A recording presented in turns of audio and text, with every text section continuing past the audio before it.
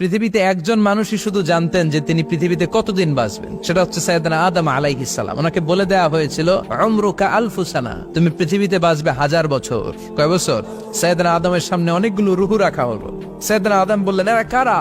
আল্লাহ বললেন, এরা হচ্ছে নাসালুক, তোমার বংশধর, পৃথিবীতে তোমার পর এরা পৃথিবীতে আসবে। সাইয়েদনা আদম বললেন, আল্লাহ ওই যে একটা রূহ দেখা যায়, এটার নাম কি? আল্লাহ বললেন, হাদা ইবনুকা দাউদ, এটা তোমার ছেলে দাউদ, সে দুনিয়াতে নবী হয়ে আসবে, তার ছেলে সুলাইমানও নবী হয়ে আসবে। সাইয়েদনা আদম বললেন, মাবুদ, আমার ছেলে দাউদের কত বছর হায়াত আপনি দিয়েছেন? আল্লাহ বললেন, 40 সানা, মাত্র 40 বছর, 4 ইয়ার্স, 40 বছর তোমার ছেলেটা বাঁচবে। ও আল্লাহ, আমি বাঁচবো কয় বছর? তুমি বাঁচবা 1000 বছর। সুবহানাল্লাহ। সাইয়েদনা আদম বললেন, মাবুদ, এত ফুটফুটে সুন্দর আমার ছেলে দাউদ, মাত্র 40 বছর দিলেন কেন? জিদ মিন উমরিহি, বাড়ায়া দেন। সুপারিশ করতেছে পোলার লাইগা কে? বাবা। আল্লাহ, আপনি বাড়ায়া দেন। আল্লাহকে বাড়ানো যাবে না, লেখা হয়ে গেছে। রুফিআতিল আকলাম ওয়া জাফফাতিস সুহুফ, কলম তুলে নেওয়া হয়েছে আর কালি শুকায় গেছে, আর কিছু করা যাবে? সাইয়েদনা আদম বললেন, মাবুদ, আমার 1000 বছর কেন দিলেন?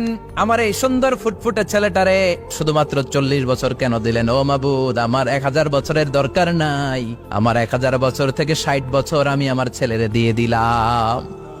দাউদ আলাইহিস সালাম বাঁচবে 40 বছর, তো বাপ আদম যদি আরো 60 দেয়, 40 আর 60 মিলে কত হয়? ভালো হিসাব বোঝে, 100। আর আদম আলাইহিস সালাম পেয়েছিলেন 1000 বছর, 60 কমে গেলে রইল কত? 940 বছর পৃথিবীতে থাকার পরে মালাকুল মাউত চলে এসেছে, কারণ এটা on time. The death will come on time, it never late, কখনো দেরি হয় না।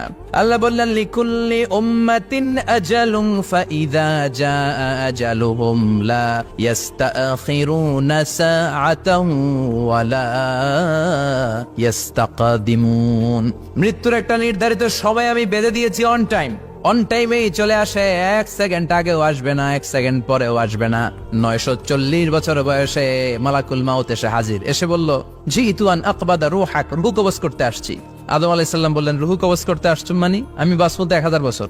কয় বছর? মালাকুল মাউত বললেন, না না, ওই যে আগের কথা স্মরণ করেন, আপনি 60 বছর দিয়া দিছিলেন। কয় না, আমি দেই নাই, আমি আরো বাঁচুম, আরো 60 বছর পাওনা আছি, আমি দেই নাই।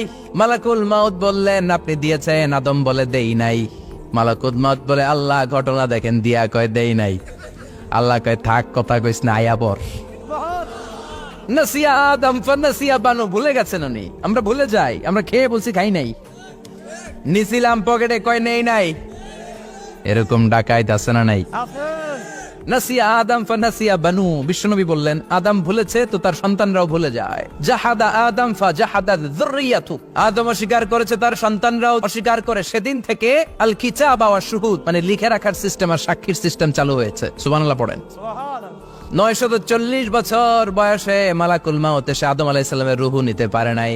উনি 1000 বছর যখন হয়েছে, সাইয়েদনা আদম আলাইহিস সালামের রূহ কবজ করেছে। যেই দিন পৃথিবীর প্রথম মানব, প্রথম নবীর রূহ মালাকুল মাউত দুনিয়া এসে কবজ করেছে, ওই দিনটাও ছিল জুমাবার। আল্লাহু আকবার। আবার বিশ্বনবী বললেন, লা তাকুমুস সাআ ইল্লা ফি ইয়াউমিল জুমআহ, ইযা যুলজিলাতিল আরদু জিলজালাহা ওয়া আখরাজাতিল আরদু আসকালাহা, ইযা রুজ্জাতিল আরদু রাজ্জান ওয়া বুসাতিল জিবালু বাসসা। কিয়ামতের দিন পৃথিবীটাকে একটা প্রকম্পন দিয়ে কাঁপিয়ে দিবে কে? মারাত্মক একটা ঝাঁকুনি দিবে আল্লাহ, পুরো পৃথিবীটা কেঁপে ভেঙে চুরে খান খান হয়ে যাবে। এই ঝাঁকুনি আর আর্থকোয়েক, ভূমিকম্প এর ঘটনাটা যেদিন ঘটবে, ওই দিনটাও হচ্ছে জুমার দিন। কারণ দিন নয়, ফিহি খালাকাল্লাহু আদম, এই জুমার দিনে আল্লাহ তাআলা সাইয়েদনা আদম আলাইহিস সালামকে তৈরি করেছে। বিশ্বনবী বলেন, লাম্মা খালাকাল্লাহু আদম ওয়া কানা তুলুহু 60 যিরাআন, আল্লাহ তাআলা যখন আদম আলাইহিস সালামকে তৈরি করলেন, 60 হাত লম্বা করে তৈরি করলেন। আর আমরাও যারা জান্নাতে ঢুকবো, আমাদের আকৃতি থাকবে 60 হাত লম্বা। আল্লাহ সাইয়েদনা আদমকে তৈরি করলেন এই জুমার দিনে। আবার সাইয়েদনা আদম আলাইহিস সালামকে পৃথিবীর বুকে তিনি পাঠিয়ে দিয়েছিলেন এই জুমার দিনে। সুবহানাল্লাহ। কুল নাহবিতু মিনহা জামিআ, ও Adam, go down with your wife, তোমার স্ত্রী হাওয়াকে নিয়ে পৃথিবীতে নামো। সাইয়েদনা আদম আলাইহিস সালামকে আল্লাহ তাআলা পাঠিয়েছিলেন শ্রীলঙ্কার একটা পাহাড়ে, অ্যাডামস পিক। ওখানে ঐতিহাসিকভাবে প্রমাণিত, এটা হাদিসে নেই, কুতুবুত তারিখে এসেছে। শ্রীলঙ্কায় একটা পাহাড় আছে, কলম্বো থেকে অনেক দূর। ওই পাহাড়ের চূড়ায় সাইয়েদনা আদম আলাইহিস সালামের ফুটপ্রিন্ট আছে। ফুটপ্রিন্ট মানে পায়ের ছাপ। সুবহানাল্লাহ পড়ো। এটারে বলে ফিঙ্গারপ্রিন্ট। এটারে কি বলে? পায়ের গুলারে একজনের আঙ্গুলের ছাপের সাথে একজনের আঙ্গুলের ছাপের মিল নাই। শুধু তাই না, আমার এই আঙ্গুলের সাথে এই আঙ্গুলের ছাপের কোনো মিল নাই। আয়াহসাবুল ইনসানু আল্লান নাজমা ইযামা বালা কাদিরিনা আলা আন নুসাউইয়া বানানা। আল্লাহ বলেন, গোলাম তুমি মনে করেছো তোমার হাড্ডি গুড্ডি পচে যাবে, তোমাকে আমি একত্রিত করে আবার বানাতে পারবো না? বানানো তো অনেক দূরের কথা, আমি তো তোমার আঙ্গুলের ছাপগুলো সংরক্ষণ করে রেখেছি। চিল্লায় পড়েন আল্লাহু আকবার। 1880 সালে স্যার ফ্রান্সিস গাল্টন নামে একজন বিজ্ঞানী, তিনি আবিষ্কার করেছেন যে আমাদের আঙ্গুলের ছাপগুলো আলাদা, ফিঙ্গারপ্রিন্ট আলাদা। এই 10টা আঙ্গুলের একটার সাথে আরেকটার কোনো মিল নাই। এই পৃথিবীতে যদি 600 কোটি মানুষ হয় তাহলে 6000 কোটি আঙ্গুল, একটা আঙ্গুলের সাথে আরেকটা আঙ্গুলের ছাপের মিল আছে? যারা সিগনেচার দিতে পারে না এরা কি দেয়? টিপসই দেয়। সুবহানাল্লাহ। কি ম্যাজিক আল্লাহ আঙ্গুলে রেখে দিয়েছে, একটা আঙ্গুলের ছাপের সাথে আরেকটা আঙ্গুলের ছাপের মিল নাই। এখন এই বায়োমেট্রিক অথেন্টিকেশনের জন্য অনেক জায়গা দিতে হয়। ইমিগ্রেশন পাস করবেন, গিভ ইউর ফিঙ্গারপ্রিন্ট। ভিসা করবেন, Schengen visa, European visa, provide your fingerprint first. Canadian এম্বাসিতে গিয়েছিলাম, সব আঙ্গুলের আলাদা আলাদা ফিঙ্গারপ্রিন্ট রেখেছে। এখন এটা অথেন্টিকেশনের জন্য সিকিউরিটি পারপাস খুব গুরুত্বপূর্ণ, কিন্তু 1500 বছর আগে, 1880 মানে কি 200 বছর তো না, 200 বছর আগে বিজ্ঞানীরা আবিষ্কার করলো। 1500 বছর আগে সূরাতুল কিয়ামার ভিতরে ফিঙ্গারপ্রিন্টের কথা বলেছে কে? আর পায়েরটারে বলে ফুটপ্রিন্ট। এটা প্রাণীদের ক্ষেত্রে প্রযোজ্য, কারণ প্রাণীদের আঙ্গুল নাই, আছে? ওদের আছে পা। বাঘের কয় পা? 4 পা। বাঘের হাত কয়টা?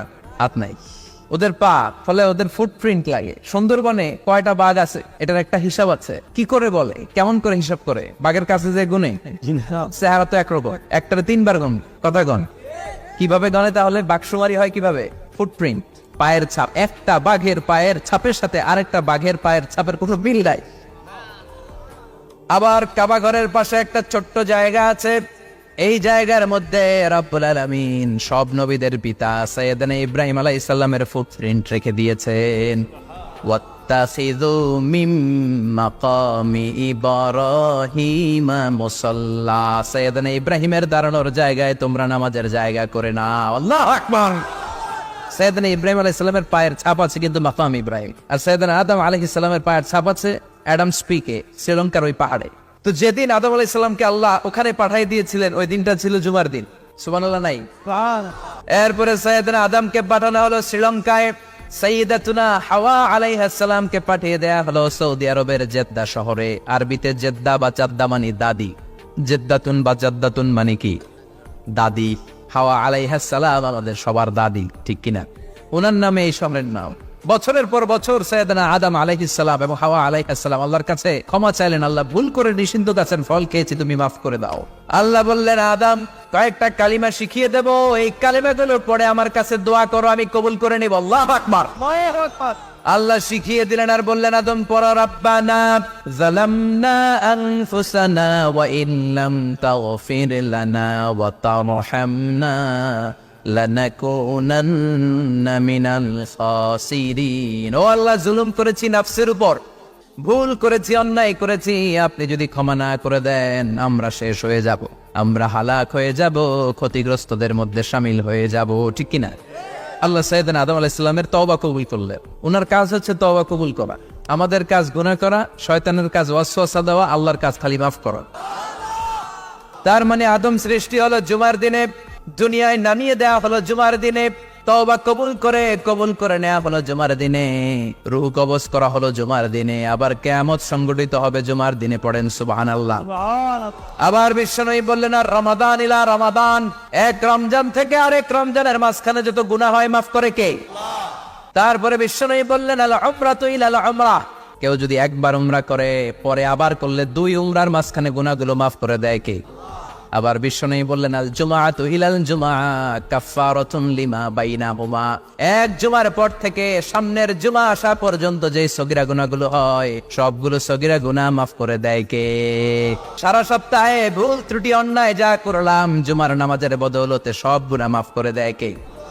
এই দামি দিনটাকে আল্লাহ ইহুদিদের দিতে চেয়েছিলেন, পায় নাই। আলহামদুলিল্লাহ করবেন না? তারা ইখতিলাফ করে হারাইছে এটা। এই দামি দিনটা রব্বুল আলামিন নাসারাদেরকে দিতে চেয়েছিলেন, ফাখতালাফু, ওরাও ইখতিলাফ করে হারাইছে। এজন্য ইখতিলাফ ভালো জিনিস না খারাপ জিনিস? ইহুদিদেরকে আল্লাহ দিতে চাইলেন, ইখতিলাফ করে হারাইছে, নাসারারাও হারাইছে। ফাজা আল্লাহু বিনা ফাহাদানা বিহাদা দ্বীন, রব্বুল আলামিন এই দিনটা আমাদেরকে দিলেন, আমরা ইখতিলাফ করি নাই, বিশ্বনবীর হাতে হাত রেখে ঐক্য করে ঘোষণা দিয়েছি জুমার দিন আমাদের সাপ্তাহিক দিন। সুবহানাল্লাহ। বিশ্বনবী বলেন ফাগাদান লিল ইয়াহুদ, সাপ্তাহিক আনন্দের দিন ইহুদিদের জন্য হচ্ছে শনিবার, ইয়াউমুস সাbt, ওয়া বা'দা গাদ লিন নাসারা, আর খ্রিস্টানদের জন্য হচ্ছে রবিবার, আর আমাদের জন্য হচ্ছে শুক্রবার। চিল্লায় পড়েন আল্লাহু আকবার। তার মানে জুমার দিন, জুমাবারের মর্যাদা বেশি না কম? চিল্লায় বলেন বেশি না কম? জুমার দিন সকালবেলা ফজরের নামাজের পর থেকে ফেরেশতারা যতগুলো মসজিদে জুমা অনুষ্ঠিত হয় ওই মসজিদে ঢোকার প্রতিটা দরজার মধ্যে দাঁড়িয়ে থাকে। কারা কারা আগে আগে জুমার নামাজ পড়ার জন্য মসজিদে যায়, প্রত্যেকের নামগুলো একটা জান্নাতের রেজিস্ট্রি খাতার মধ্যে তুলে নেয়। এই নামগুলো স্পেশালি আল্লাহর কাছে পাঠানোর জন্য। ডানে বাঁয়ে সামনে পেছনে যতগুলো দরজা, প্রতিটা দরজায় ফেরেশতারা বসে থাকে। কে আগে আসলো নাম তুলে দেয়। তুলতে তুলতে তুলতে তুলতে খতিব সাহেব যখন খুতবা দেওয়ার জন্য মিম্বারে যেয়ে বসে যায়, ফেরেশতারা তাদের খাতা বন্ধ করে তারাও খতিব সাহেবের সামনে জুমার খুতবা শোনার জন্য বসে যায়। পড়েন সুবহানাল্লাহ। প্রথম জুমার দিন জুমার মসজিদে যে ঢুকবে, বিশ্বনবী বললেন আল্লাহর রাস্তায় একটা উট কুরবানি দিলে যেই সওয়াব, এই সওয়াব আল্লাহ আমলনামায় দিয়ে দেয়। দ্বিতীয় পর্যায়ে যে ঢুকে, বিশ্বনবী বললেন বাকারা, গরু কুরবানির সওয়াব পায়।